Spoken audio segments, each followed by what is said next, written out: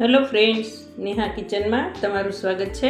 તો આજે હું કોકો રેસીપી લઈને આવી છું જે ઘરે આસાનીથી બની જાય છે અને ખૂબ સ્વાદિષ્ટ ટેસ્ટી બને છે અને પીવામાં ખૂબ મજા આવે એવો કોકો બને છે। તો ચાલો એની રીત જોઈ લઈએ। તો અહીંયા મેં ગરમ કર્યા વગરનું ફૂલ ફેટ દૂધ લીધેલું છે 1.5 લીટર। તો એને આપણે ગરમ કરવા મૂકીશું અને એમાંથી થોડું અલગ કરી લેશું।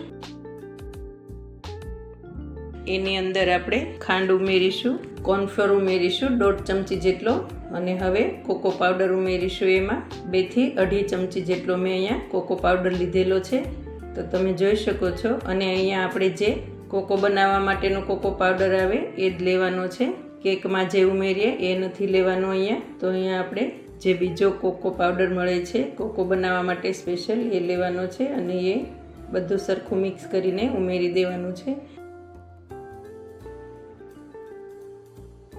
અમૂલની ડાર્ક ચોકલેટ લીધેલી છે, તો તમે જોઈ શકો છો એ મેં 100 ગ્રામ જેટલી લીધેલી છે। અને અહીંયા હવે આપણે ચોકલેટ સિરપ ઉમેરીશું 2 થી 3 ચમચી જેટલો અને એને હવે બરોબર સરસ રીતે મિક્સ કરીને 8 થી 10 મિનિટ ઉકાળીશું, જ્યાં સુધી ઘાટું થઈ જાય ત્યાં સુધી। તો હવે 8 થી 10 મિનિટ થઈ ગઈ છે અને મેં ગેસ બંધ કરી લીધો છે। તો મેં અહીંયા એક કાથરોટમાં પાણી લીધું છે અને એમાં બાઉલ મૂકેલું છે, તમે જોઈ શકો છો। એને સતત હલાવતા રહેવાનું છે, નહીં તો એના ઉપર મલાઈ જામી જશે। વરાળ નીકળી જાય ત્યાં સુધી હલાવતા રહેવાનું છે। તો એ સરસ હવે ઠંડુ થઈ ગયું છે, તો હવે એને આપણે ફ્રીજમાં મૂકીશું 3 થી 4 કલાક માટે। એકદમ સરસ ઠંડુ થઈ જાય પછી બહાર લઈ લેવાનું અને એકવાર બ્લેન્ડર ફેરવી લેવાનું છે। તો ચાલો હવે એને આપણે સર્વ કરીશું। તો મેં અહીંયા ચોકલેટ સિરપ લીધેલો છે, જે ગ્લાસમાં આવી રીતે સર્વિંગ કરી દેવાનું છે અને એમાં કોકો આપણે ઉમેરી દેવાનો છે, તમે જોઈ શકો છો। અને અહીંયા હવે મેં અમૂલનું ચોકલેટ આઈસ્ક્રીમ લીધેલું છે, એને ઉમેરવાનું છે।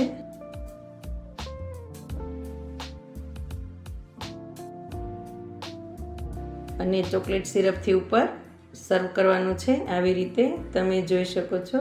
બહુ સરસ અને હેલ્ધી અને ટેસ્ટી કોકો બનીને તૈયાર થયો છે। તો આપણે હવે બહારથી લાવવાની ઝંઝટ નથી, ઘરે સરસ અને આસાનીથી બધાને ખૂબ પસંદ આવે એવો બનીને તૈયાર થાય છે।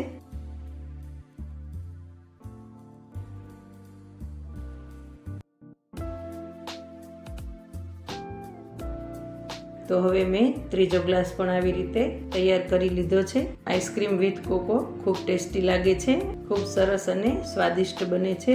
તો મારા વિડીયો લાઈક, શેર અને સબસ્ક્રાઈબ કરજો, જેથી બધાથી પહેલાં મારા વિડીયો તમને મળે। Thank you.